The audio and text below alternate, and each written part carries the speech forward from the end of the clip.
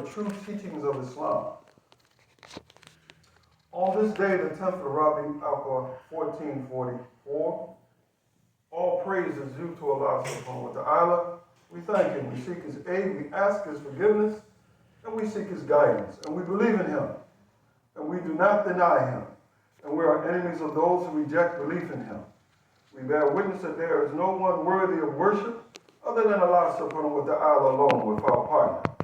And that Muhammad sallallahu alaihi wasallam is His servant and messenger, who He sent with a guidance, a true deen, a light and an advice after a long gap of time, when no messengers were sent, knowledge was little, people were misguided, time appeared to have stopped as the day of judgment approached. Fellow Muslims, fear Allah subhanahu wa ta'ala for everything that we do, we'll be held accountable for, and each soul is going to come to an end at a prescribed time, and you will be dealt with according to your deeds. All praise is due to Allah subhanahu wa ta'ala, the Rabb of the worlds. And may His peace and blessings be upon the Prophet Muhammad sallallahu alaihi wasallam, his household, and his companions. Dear Muslims, the greatest blessing that Allah subhanahu wa ta'ala bestowed on mankind is the sending of the Prophet Muhammad sallallahu alaihi wasallam with a pure deen that brings all that is good to mankind and protects them from all that is evil through his principles of justice, brotherhood, freedom, and peace. There are a lot of people who are confused about what Islam is and what is not. There are many people that believe Islam is like joining a club. You know, what I call Club Islam. You know, everybody wants to have their own little group, regardless of whether or not what their group is doing is right and just, but they want to be part of a group. And many people among humanity get into a problem because of that. Is Islam just for the Arabs? Because the Prophet Muhammad sallallahu alaihi wasallam was an Arab. Why was Islam reintroduced in Arabia? You know, why wasn't it introduced in Africa? Why wasn't it introduced in Australia? Why wasn't it introduced in Europe? Why wasn't it introduced in North America? Reintroduced in North America.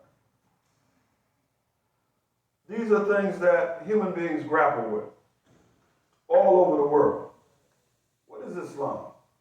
Why is it unique? Clearly, what makes Islam unique is a very simple thing. Do you believe that there is a creator? That's the first question. And then is, what is your role and responsibility towards that creator? If there's no creator, then all that we do every day, 5 times a day, having Jumma, is meaningless. It's just going through the motions. It's just associating with people who you feel are like-minded. It is just being part of a club. See? That's all it is. You know, you got black Muslims, right? So they believe that being black is more important than being Muslim. See? Allah says in the Quran that we all came from Adam and Adam came from clay. And some of the commentators of the Quran say that when Allah created Adam, He went to all different parts of the world and got soils from all different parts of the world, different types of soils. Some light, some dark, so that inside of Adam were all of these differences that we think are so important. These differences were already embedded in the genetics of Adam. You know, we didn't come from a different lizard, like some people say evolution. You know, did you come from a different lizard, a white lizard versus a black lizard versus an Asian lizard? Is that what it's all about? Or do we all come from one creation? You have to ask yourself, what is it that you believe? The Prophet Muhammad sallallahu alaihi wasallam in his last khutba made a point about the black not being superior to the white. nor was the white superior to the black, nor was the Arab superior to the non-Arab. Right? He said the only thing that made you one group superior to another is piety and right action. And this is why we come here every week. Supposedly we come to Jumma to get a message that will help guide us through the next week until the next Jumma. Things that we can think about to correct our behavior, to set our mindset properly, to deal with the challenges of the dunya, to deal with the challenges of the shaitan. Many people don't believe in the shaitan. They say they do, but you know by their very actions that they don't. You know, immediately if you have a problem with your brother, what do?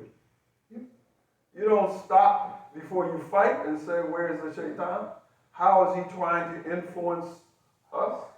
He is our vowed enemy. That's what the Quran says. It didn't say your vowed enemy was white people or black people or Yahoo.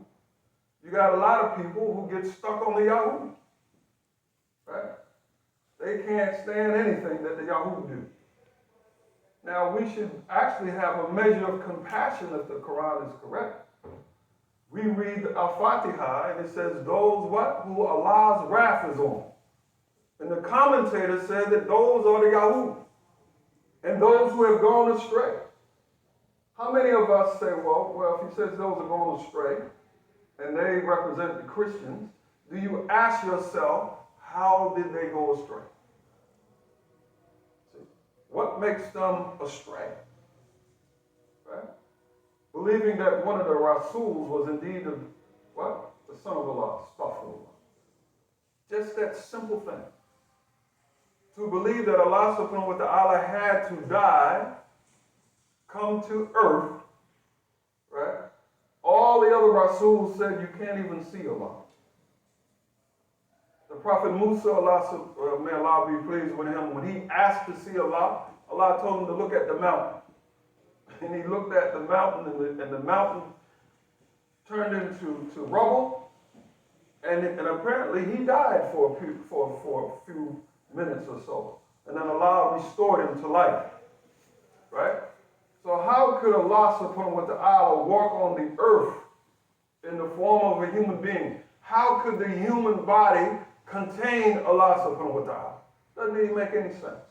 But you have people that believe in that, or they say they believe in that. Is it merely that they're trying to get as many people into their club? See?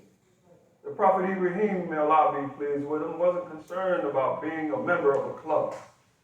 They say in the Quran that he was an ummah of one, meaning that he stood on the principles of Islam against his family, his father who used to make the idols, his family, the king, and everybody else. How many of us have the courage to stand on Islamic principles regardless, right, whether it's our family, mother and father? How many of us have that level of courage?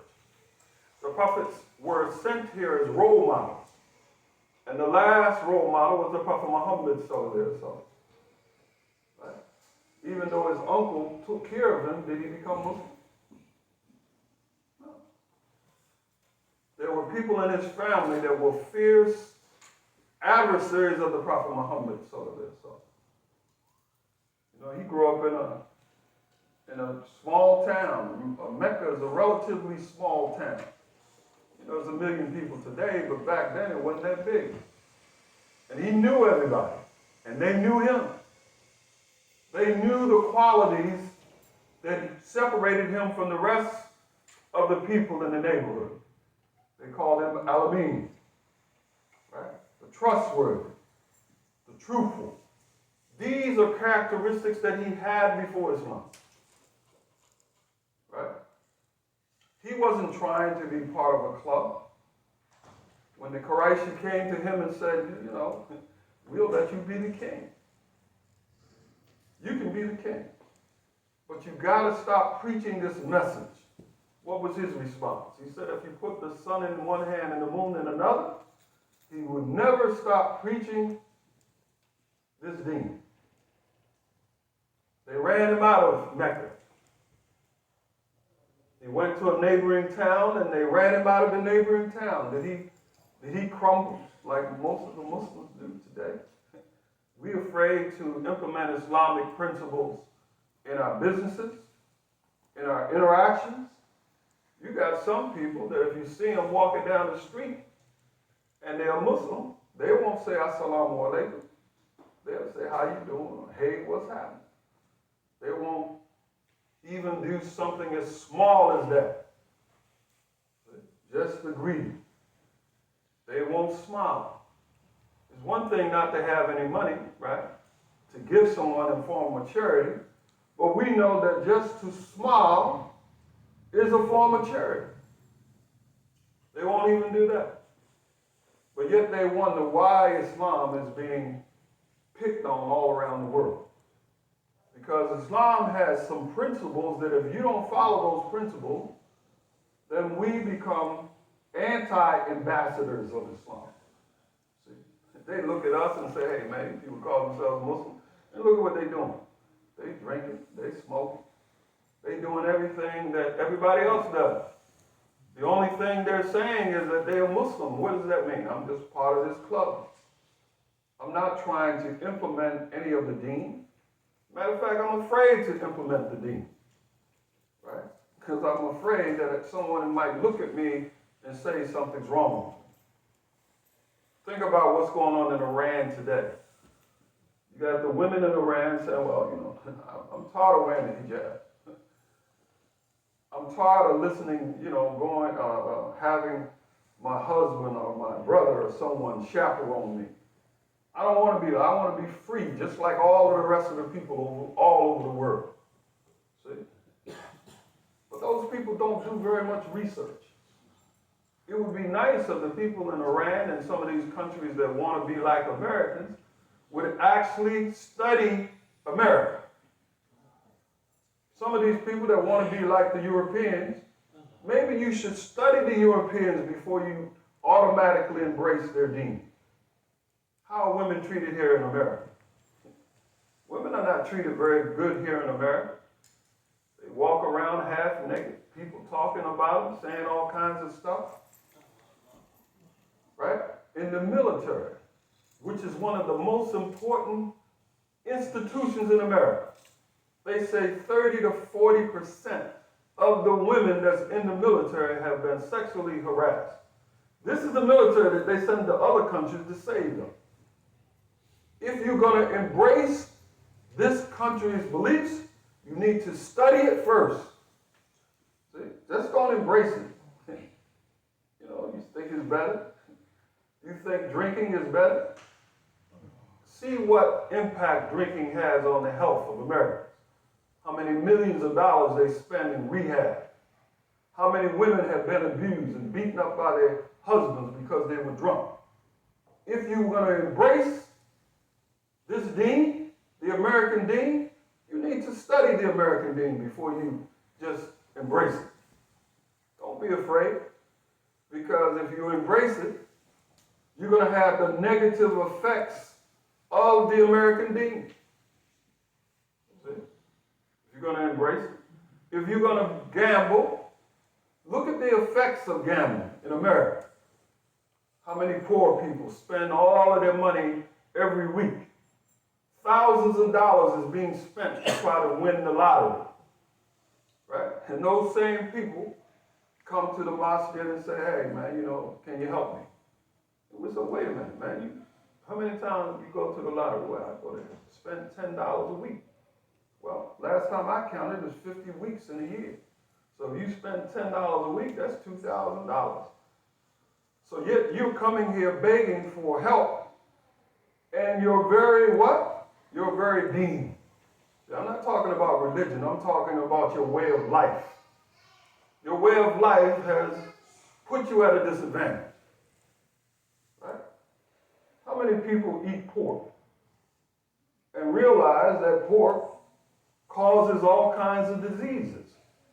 There's a whole industry of pork. Billions of dollars are being spent on it, and billions of dollars of health is being spent to deal with the problems of pork.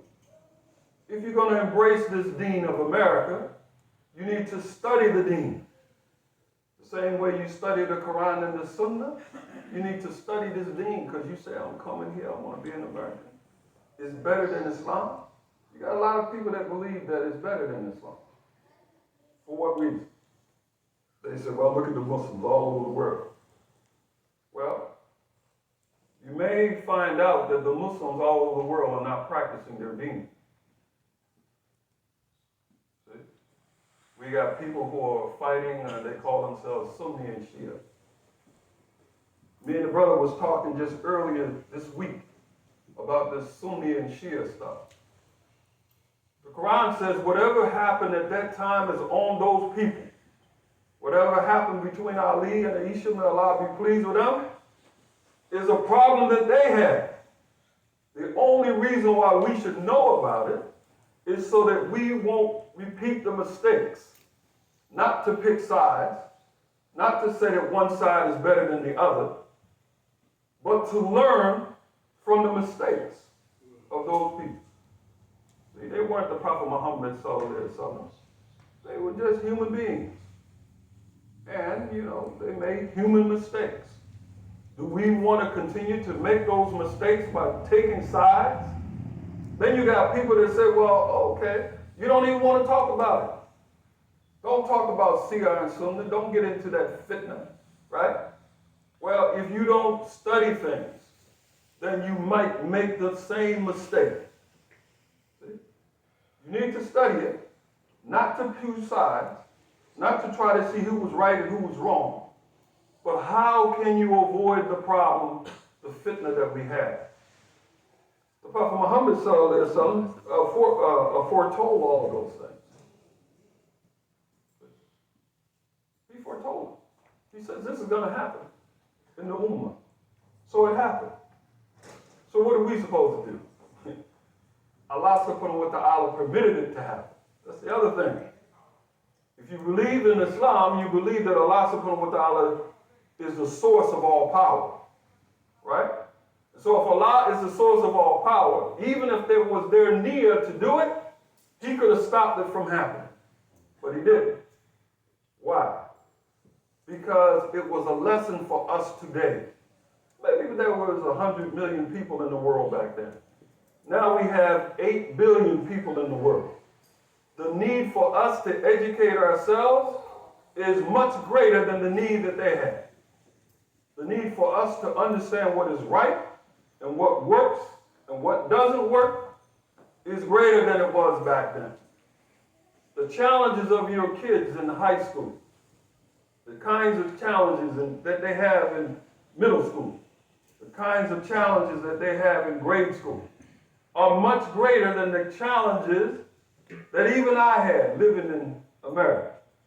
Certain things that they're involved in, certain things that they have problems with, those things never came up even during my time, 60 years ago, 50 years ago.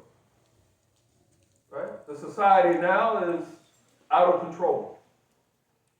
At your fingertips, right? On your cell phone, iPad, you have access to all of the corruption that the world has to offer. So I ask us all to reflect, hopefully on the few words that I've said today. We have to be people of the book. What does that mean? We have to be people who study. We have to be people who research. We don't just accept something because they said it. You don't accept what I say just because I said it. You want to do what? You want to test it, right? You want to see if it conforms with the Quran and the Sunnah. If what I say doesn't conform with the Quran and the Sunnah, then don't do anything that I say. But I'm appealing to everybody. Don't accept this American deen without first studying it and seeing doesn't Islam present a better way. So may Allah subhanahu wa ta'ala help us understand.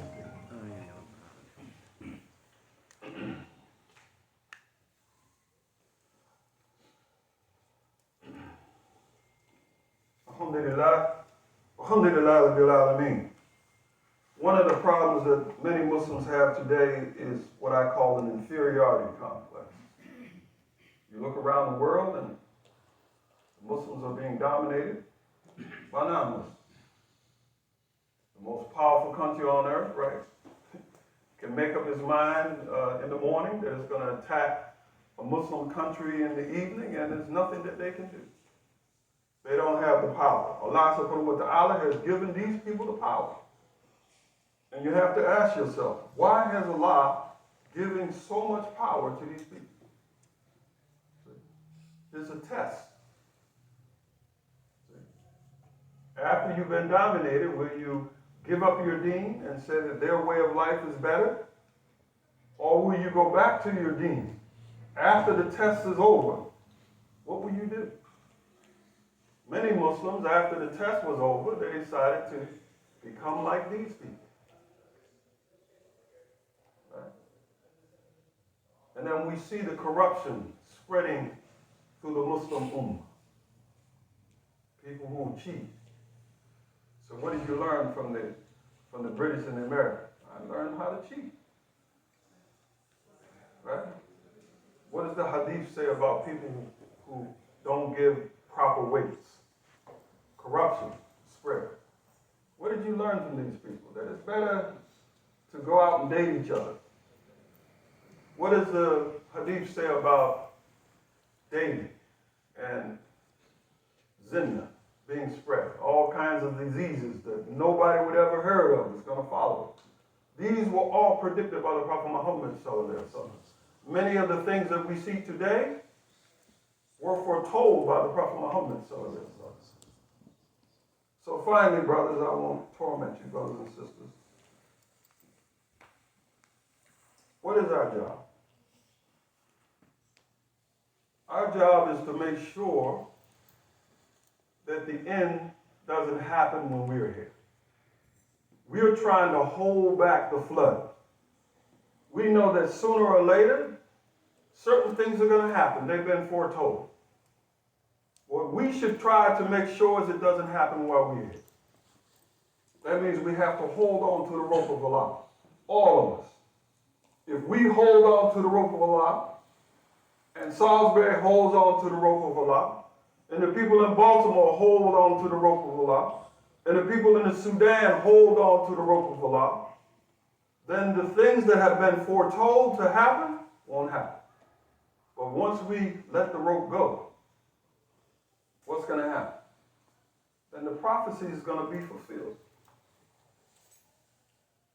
If you don't want to be tempted by the deja, if you don't want to be tempted by the kinds of things that have been foretold, the only thing that you can do is hold on to the rope of Allah subhanahu wa ta'ala.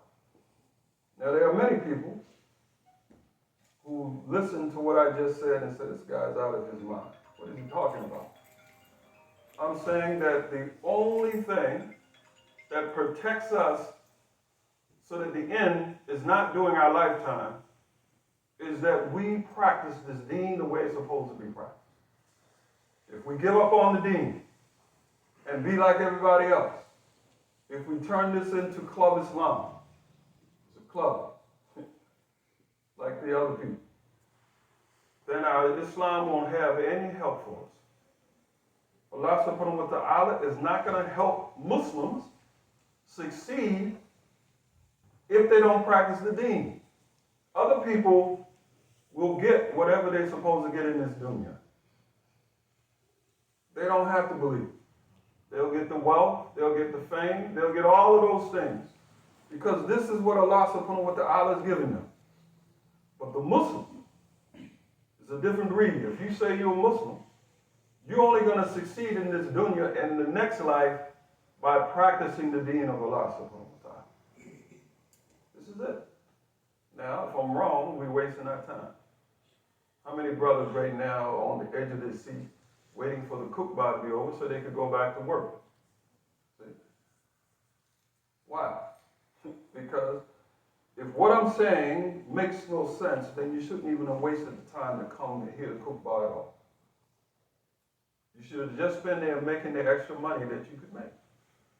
It was a total waste of time. Isn't that true? So, brothers and sisters in Islam, I ask us all to consider these words that I've said today. I ask us all to do our research. You little brothers, do the research on those kids who are telling you to do something that's non-Islamic. Ask your parents to research it. What's happening to those kids that are disobedient to their parents? They end up in jail. You know, the people in Princess Anne, some of the people in Princess Anne, you talk to some of the young people, and you ask them how many times they think they're going to have to go to jail. They'll tell you 2 or 3 times. This is the pattern of the society here in Princess Anne. It is. Ask them. Go through some of what we call the bad neighborhoods and ask them how many people in their family have gone to jail. Is that what you want to be like, little guy? Is that what you want for yourself? There was a brother, and the last thing I'll say, was a brother that was here. He said he was a Muslim. He came, tried to help him, bought a car for him, did a whole bunch of stuff. Actually paid his insurance because he was saying, what? That those foreigners won't help me. So I said, well, look, I'm a Muslim. Don't blame them. They're here just like you. They're trying to make a living just like you. You need to do what's right yourself. Brother ended up going back to jail. Why? Because that's what his nia was. He didn't want to change. He didn't want to embrace Islam. For him, it was Club Islam. I'm part of a club. And I kept saying to the brother, hey man, this is not Club Islam. See? These brothers will treat you correctly if you treat them correctly. But if you're running a scam, they're going to know you're running a scam. Right? And then every time you come to the Masjid, they're going to shun you and get away from you. I said, I don't want that to happen. So I'll help him. But I'm still being very critical of that brother. Telling him, look, brother, you need to stop doing that. See? That's not the right thing to do. Just because the Muslim believes in helping, don't mean that you should be taking advantage of another Muslim. And a lot of people, so-called African Americans, that's what they do. They go to the Masjid in Salisbury, and all of the brothers up there are Pakistani, and they immediately have a problem with those brothers. They carry the same prejudices that they always have. They don't believe that we all came from Adam, and Adam came from clay, and that one group is not better than another group. See, they carry that racism that's embedded in their head, right? And then they wonder why things don't work out for them. It doesn't work out for them because they're racist. See, people don't think that black people can be racist. They can be racist too. And because of that racism, they can't interact with their brother.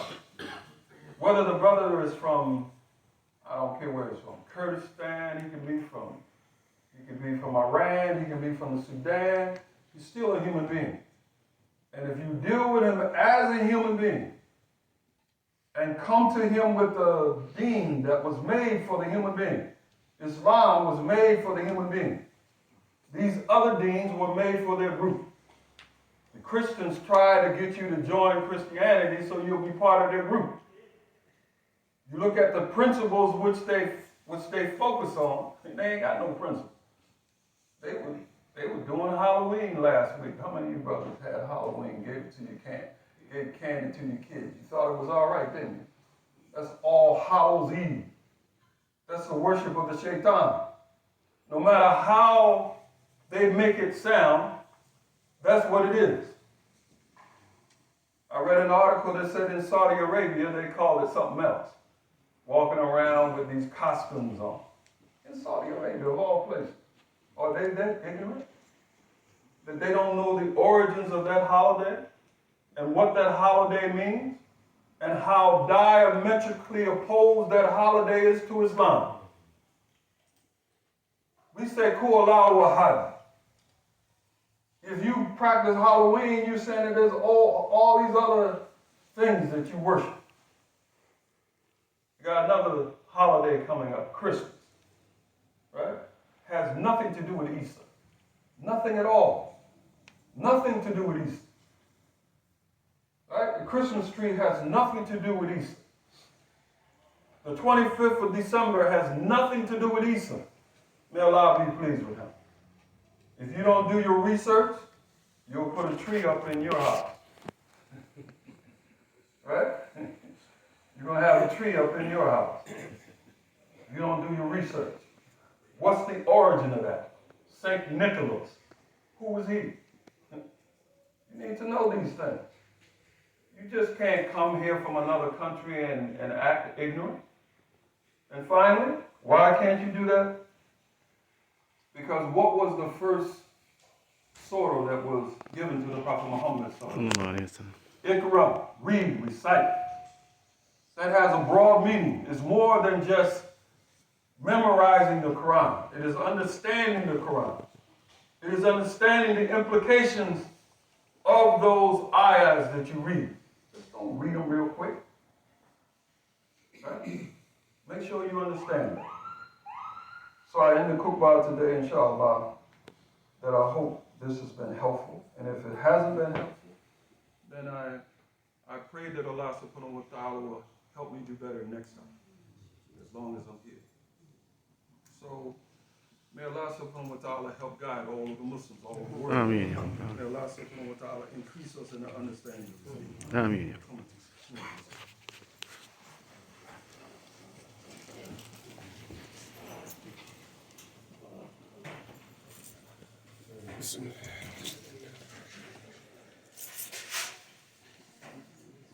Brother, there is a battery in